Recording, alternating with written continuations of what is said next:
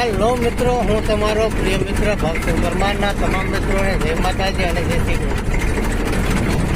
આજે આપણે વાત કરવાની છે તલ વિશે કે જે આપણે મગ તો હસવા ગયા એ બધું લેવાય દેવાય પર ગયું ને આજે આપણે તલ વાટી નાખ્યા એ ભરવાના છે ગાડામાં ભરીને બારોબાર અને ઉભરા કરવાના છે। એટલે તલના ઉભરા કઈ રીતે થાય એના વિશે આપણે આજ ચર્ચા કરવાની છે મિત્રો। તો અટાણામાં આપણે ગાડામાં ભરવા માટે તલ ભરવા નીકળી ગયા અટાણામાં ટ્રેક્ટર લઈને।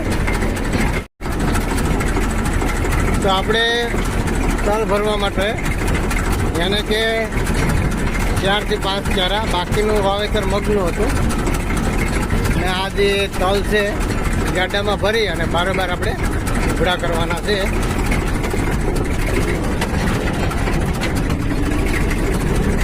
એટલે ગાડું અને ટ્રેક્ટર લઈ આપણે તલ ભરવાના છે।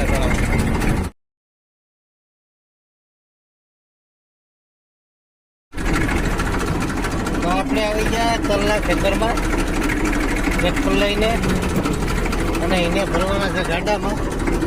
આ પાથરા પેડા એ તલના છે।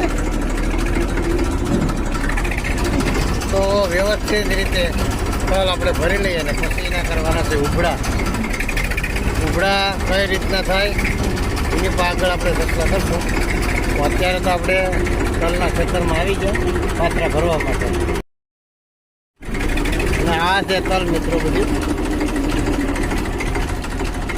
પાથરા થઈ ગયા। તો આપણે જે તલ ભરવાનું કામ હતું ગાડામાં એ બધું ભરા જ ગયા તલ। તો હવે પછી જવાનું છે આપણે ઉભરા કરવા।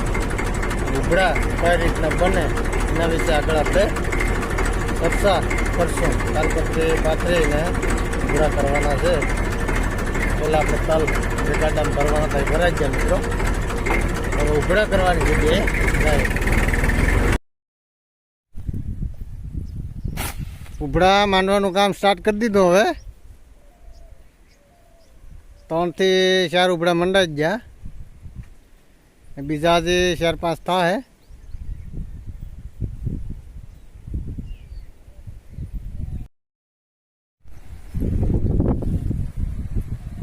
કુલ 8 થી 10 ઉભરા થાય, કારણ કે 4 થી 5 ચારા જતા હતા એટલે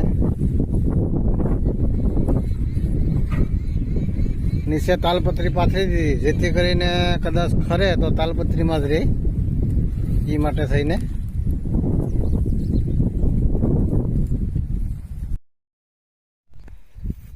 તો આપણે જે ઉભરાનું કામ હતું એ પૂરું થઈ ગયું। અત્યારે ભરવા આવ્યા છે બાટું ઊભા ભર ખડકવાનું કામ ચાલુ છે ને આપણે અંબાવવાના છે ને કમસે કમ 150 થી 200 પૂળા જેટલે ભરાઈ જ ગયું ને અત્યારે બાકી છે 100 થી 150 પૂળા જે આ બધીમાં જે પડાય બાકી છે। એટલે આપણે ઘણી બધી ઉભરા વિશે પર ચર્ચા કરી લીધી ને હવે અટાણાનું બાટું ભરવાનું કામ ચાલુ છે। એટલે આગળનું આ બધી છે ભરાઈ જ ગયું ગાડું આધું બીધું। આપણું ટ્રેક્ટર વાં રાખેલ છે, એનું કારણ છે એ ટ્રેક્ટરમાં બેટરી પતી ગઈ, ધક્કા મારશે એટલે ઢોરે સડાવી દીધું ને હવે પછી આપણે 100 થી 150 પૂળા જે ભરવાના બાકી છે એ ભરી દઈએ મિત્રો। હવે બાટાનો ભર બધી સરસ મજાનો ભરાઈ ગયો મિત્રો, અને બધા કમસે કમ 350 થી 400 પૂળા બાટું એટલામાંથી નીકળ્યું ને ભરે એક નંબર ભરે ને ચારી બાજુથી હરખો ભરાઈ ગયો ને હવે ભરી ને હવે ટ્રેક્ટર લઈને ફરી જવાનું છે વાડીએ મિત્રો। ને નાડો પણ નખાઈ ગયો ને નાડો ખેંચી લઈએ। હવે ભર એક નંબર ચારી બાજુ હરખો વ્યવસ્થિત ભરાઈ ગયો ને હવે ટ્રેક્ટર ધક્કા મારશે એટલે આપણે નાડો ખેંચીને ટ્રેક્ટરને ધક્કો મારવા જવાનું છે।